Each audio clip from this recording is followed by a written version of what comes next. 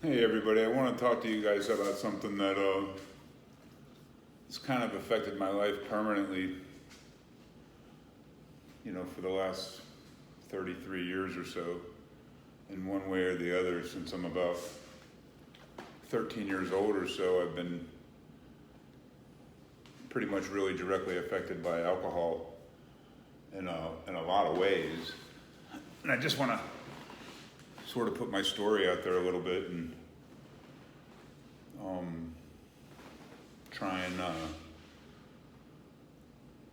educate people that might be going through this. So at 13 years old, I have a party. My sister has a party, and there's a slumber party. They're older. I'm 13. They're like 17, and I end up drinking like a 12-pack of Coors Light that night, and I had an insanely fun time. It was a great night. And then the next weekend, that night I almost, cops got called. I was shooting off fireworks, getting crazy. It was a blast. It was a good time. So the next weekend comes around, and I find some alcohol and drink the next weekend and start hanging out with my buddies, and they're doing the same thing, and we're getting alcohol pretty much all the time. And at some point I believe I was 15, and I got a fake ID, and then it was on. I was, every weekend from that point on, I was consuming copious amounts of Old English 800, and we were listening to the rap music at the time, and everything was about Old English 800, and we were just having a blast, and it was a weekend thing, and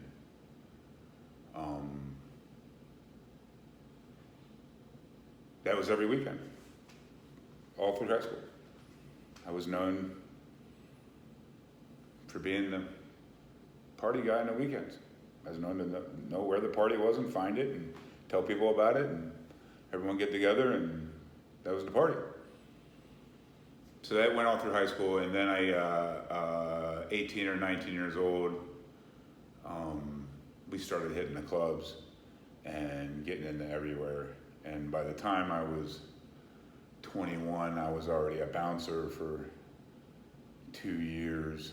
I was working at clubs now, and I was working 3-4 nights a week, partying 3 or 4 nights a week, and that was in my early 20s. So somewhere in that time frame, I'm still sort of started attending college at like 24 serious. My first 3 or 4 years, I just blew off. I was working on a bunch of different jobs, and I'm never having no real issues in my life at that point as far as the alcohol. It's a week, I'm going to work, I'm doing my job. After work, we're having fun. At the time, though, we are drinking and driving all the time. No one's really thinking too much about that.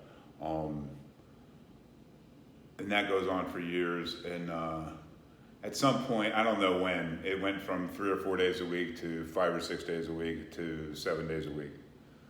And now I'm drinking 5 or 6, 7, 8 quarts of alcohol a night. And I don't know when I discovered steel reserves. I'm assuming it's somewhere in the 2000s, I don't know. But it was extremely powerful. It was extremely cheap. And I could go to work and get done working and come home, and for $8 I could get, not even $8, it was like $6. I could get 8 steel reserves. And if you've ever had a steel reserve, 1 or 2 of them will slay you, and 8 will lay you down. And my habit went down in volume, but in potency it went way up. And I had no idea at the time how sick I was at all. If you would have asked me from 15 or 13 really, to when I stopped drinking at 40, I would have told you that I was having a good time, I was partying, this is what I did. Don't worry about it.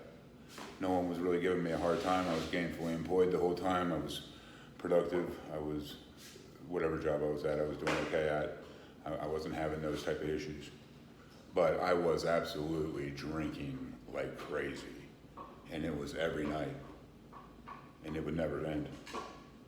And I wouldn't tell myself it would end. I'm like, oh, this is what I do. It's a $6, $7, $8 a day habit, no big deal. And then I got married. This went on forever. I got married at some point and divorced at another point very soon after that. And I couldn't figure it out.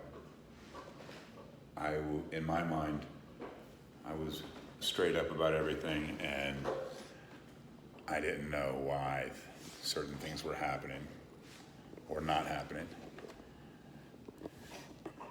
So, for a couple years after the divorce, I just tried to figure things out. And I don't know if anyone's ever been depressed before, but I believe this was a depression because I could not stop thinking about it no matter what. And my drinking went from like my 8 steel reserves, and now it's 8 steel reserves and maybe 5 or 6 tall boy ice houses and shots, and that's been going on for years. And now I got divorced, and all the rules went out the window. And when I mean rules, I mean when you're an alcoholic, you have rules.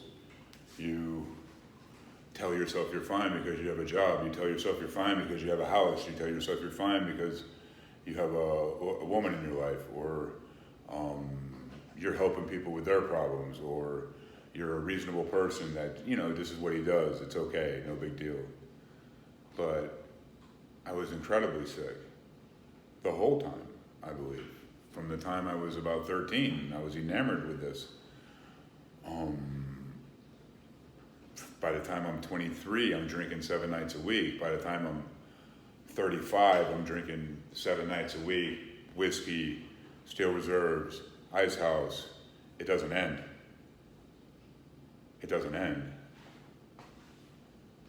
So somewhere around the time where I was forced to stop, I was at work for maybe 3 weeks, and I'm just doing my thing, and I'm dizzy, I'm sick a lot. I'm powering through it. I'm going home, doing my thing, powering through it, going home. And one day I almost fall off the porch at work, and I go to my boss, and I tell her I'm sick and I have to go home, and I don't know what's going on. I have this pain in my stomach that I can't explain to you this pain. It's so crazy. I get home, I'm calling my doctor. My doctor's like, I'm gonna send you to diagnostics right now. He sends me to diagnostics on the way home from work. I go to diagnostics. I go home after diagnostics. They do it like ultrasound or whatever, I believe. I go home after diagnostics, and I get a call from the doctor, and he's like, you're in full-blown pancreatitis. I go, what's that? He goes, your pancreas is extremely inflamed. It's at dangerous levels. I'm surprised you're not in the hospital yet. I go, Doc, give me some pain medicine. I'll come in tomorrow to you, and we can work this out. He goes, you can come in tomorrow to me, and we can work this out, but there's no way I'm giving you any pain medicine. He goes, call your friends and tell them that at some point you might need a ride to the hospital, because I don't know what you're doing at home still. I go, are you serious? You're not going to give me nothing? He's like, I'm not giving you nothing. I go, okay. So I go to the ER. I call my buddy Pat, and Pat's just super, super reliable. And Pat comes and gets me and takes me to the ER. And I get put in this room at Bayfront Hospital that has, like, it seems like at the time I'm 6'4", 480 pounds, and maybe 460, 480. and the beds are just tiny, and the AC doesn't work, and there's another guy in there detoxing with me, and he's coming off something else, and he won't stop talking, and I got this pain level is just insane. I mean, it's just it's pancreatitis. I mean, I don't know what to tell you, but it feels like somebody, like Brian Shaw, is pressing a 45-pound weight on your stomach as hard as he can all the time, constantly. Like the pressure is just insane. And then when you eat something, it's like he's just stabbing you on top of it, man. I don't even know what to tell you. The pain's just crazy. Insane pain. And I'm trying to detox. And I'm not trying to detox. I'm trying to get through this, and the AC is not working well. And I'm 4 days into it, and I've been asking for a bigger bed since the first day. And I've been asking for AC, and I get mad, and I kick a chair out of the room, and my poor mom is there the whole time, right? And she waddles down to the nurse's station. She's maybe 320, 5'2", maybe 5'1", and on a walker or cane. She waddles down, and she tells him, she's like, "Look, he's about to leave. You don't think he will, but he will. He'll leave." They put me in a different room right then. They put me in a room with AC right there, and I had a bed big enough, and I went to sleep for the first time in 4 days. And as I'm asleep, I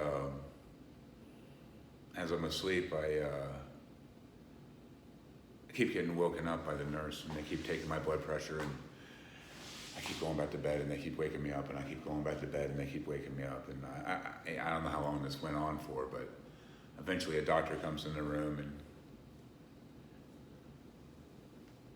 tells me my blood pressure is like 280 over 170, and we have to go to ICU right now. And I go, no, doc, I'm in here, I'm comfortable, just let me sleep. I haven't slept in 4 days, just let me get some sleep. I'm sure my blood pressure will come down. I don't know what's going on, but you're going to ICU right now. I go, no, doc, don't take me to ICU, please don't. Please don't take me to ICU. Then they sent down like 3 or 4 dudes like my size. Next thing you know, my bed's in ICU, there's no doubt about it. And they hooked me up to everything.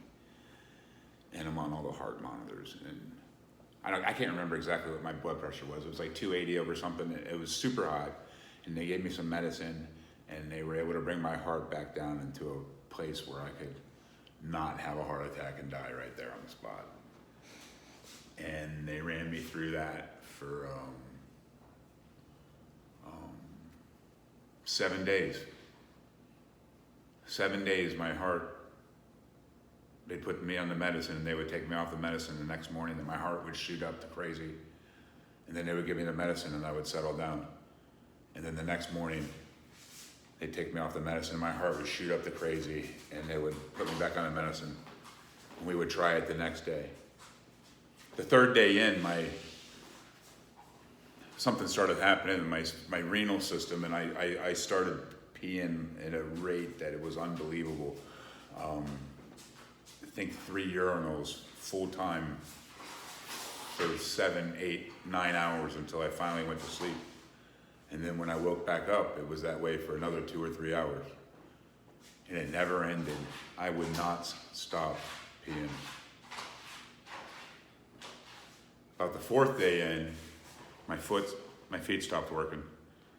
And even if I wanted to go pee, I couldn't, because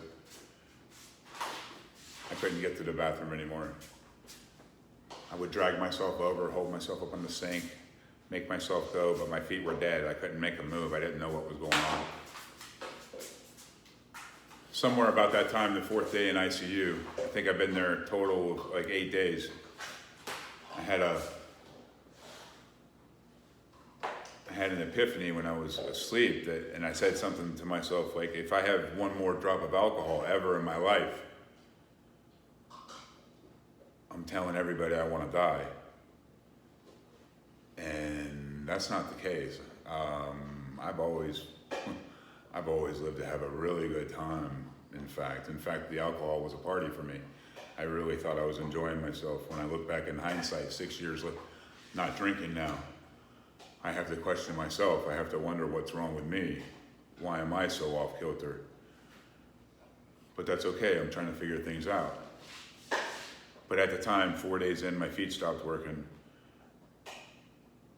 That went on for 2 days, and a friend of mine showed up to the hospital. Friends were coming the whole time.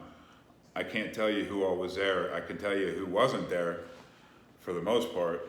I can remember who I thought would be there and wasn't, and that was all my drinking partners. They were gone. It was a little too real for them, and I understand that. And I don't blame them, because at the time I was drinking, I was a drinker too, and that's what I was doing. And I'm not going to be having my party slowed down by nobody. But I'm in the hospital, and I tell myself, if I ever drink again, I'm telling everybody I want to die. And that's never been what it's about. It's never been about that. The reason I'm telling you about this story is because I'm now 46 years old. When I went into the hospital, I was 40. I've never had a drop since then. I have figured out many, many things in my life, but the one thing I know the best is alcohol is the devil for me. It is not for me. It is not designed for people like me. And this is part of my story, my Stomp Strong message. This is when I started stomping strong in my life, and I started taking care of myself and loving me a little more. And this is what I want to put out to anyone out there who might be struggling with any kind of problem. What really comes down to is when we love ourselves better, we understand ourselves and we're treating ourselves better. Doing something that's hurting yourself over and over and over again for years and years and years doesn't make much sense once you stop it. But when you're in it, you have no idea why it would stop. I don't know. I just wanted to tell you a little bit about the alcohol. I'm sure I will talk about this a lot more. There's all kinds of stuff going on in my life. Have a beautiful day. Stomp strong. We will talk again.